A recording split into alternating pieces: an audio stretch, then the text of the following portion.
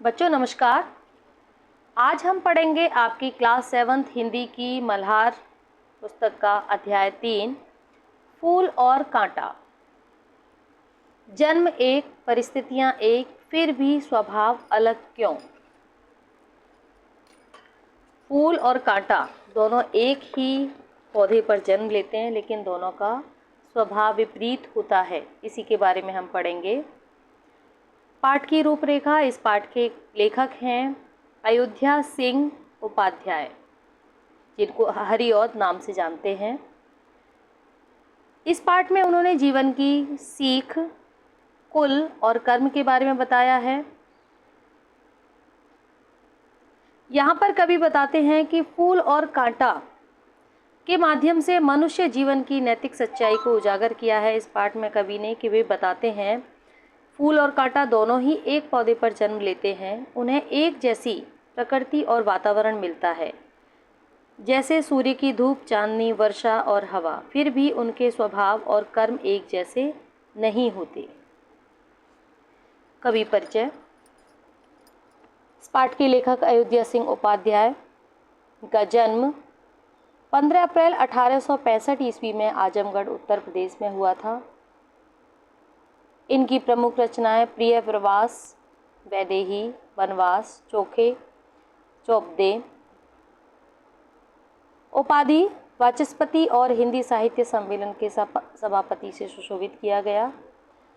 इनकी भाषा सरल, जिस सरल भाषा में इन्होंने समाज उपयोगी और बाल उपयोगी रचनाओं का लेखन किया है। कविता का सारांश। यह कविता दर्शाती है कि समान परिस्थितियों, हवा, पानी, चांदनी में जन्म लेने के बावजूद भी दो लोगों का स्वभाव बिल्कुल अलग हो सकता है। फूल और कांटे के बारे में यहाँ पर बताया कि फूल अपनी कोमलता और सुगंध से सबको सुख देता है, जबकि कांटा अपनी कठोरता से सबको पीड़ा पहुँचाता है।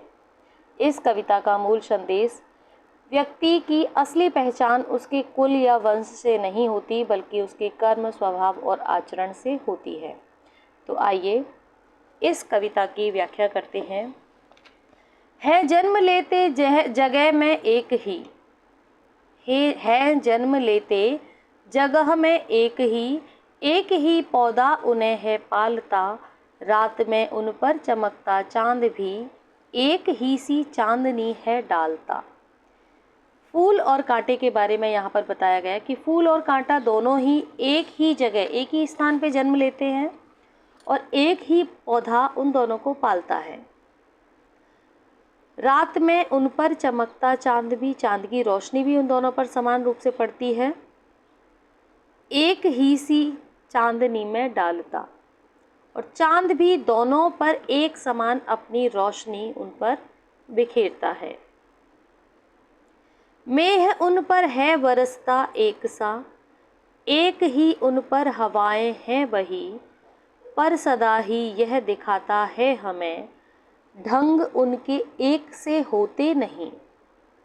मेह यानी बारिश, बारिश भी उन पर यानी बादलों की बारिश और बहती हुई हवाएं दोनों ही उन पर एक समान पड़ती हैं, लेकिन फिर भी हमें हमेशा यही देखने को मिलता है कि दोनों के स्वभाव और व्यवहार एक दूसरे से बिल्कुल अलग हैं। पर सदा ही यह दिखाता है हमें, ढंग उनके एक से होते नहीं। उनके ढंग यानी उनका स्वभाव और व्यवहार दोनों एक जैसे नहीं हैं। छेद कर कांटा किसी की उंगलियां, फाड़ देता है किसी के वरवसन।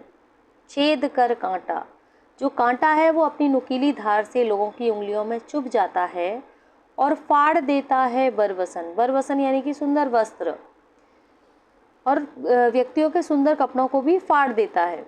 प्यार डूबी तितलियों का पर कतर, वह प्यार में डूबी हुई तितलियों के पर यानी पंख को भी काट देता है। भौर का है बेध देता श्याम तन, और भौरे के काले शरीर को भी घायल कर देता है।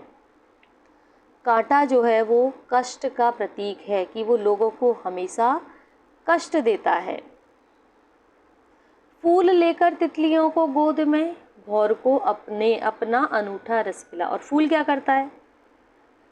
अभी यहाँ पे कांटे के कर्म के बारे में बताया, अब यहाँ पर कवि ने फूल के कर्म के बारे में बताया है कि फूल लेकर तितलियों को गोद में, फूल तितलियों को प्यार से अपनी गोद में बिठाता है, भौरे को अपना अनूठा रस पिला और भौरे को अपना मीठा रस पिलाता है। निज सुगंधों और निराले रंग से, अपनी मनमोहक सुगंध और अनोखे अनोखे रंग से है सदा देता कली जी की खिला। कली यानी कि जी मतलब हृदय, मन, सभी के मन को प्रसन्न कर देता है अपनी सुगंध और निराले रंग से। है खटकता एक सबकी आंख में, दूसरा है सोहता सुर शीस पर। है खटकता यानी लोगों को अखरता है, किसके कारण? उसके बुरे व्यवहार के कारण। तो अपने बुरे स्वभाव और व्यवहार के कारण कांटा जो है वो सबकी आंखों में खटकता है। वहीं दूसरा है सोहता सुर शीश पर, वहीं फूल सभी देवताओं के सिर पर सुशोभित होता है, चढ़ाया जाता है। किस तरह कुल की बढ़ाई काम दे। यदि व्यक्ति किस तरह कुल की बढ़ाई काम दे, यानी कुल तो दोनों का एक है, फूल और कांटे दोनों का कुल एक है, लेकिन कर्म दोनों के विपरीत है।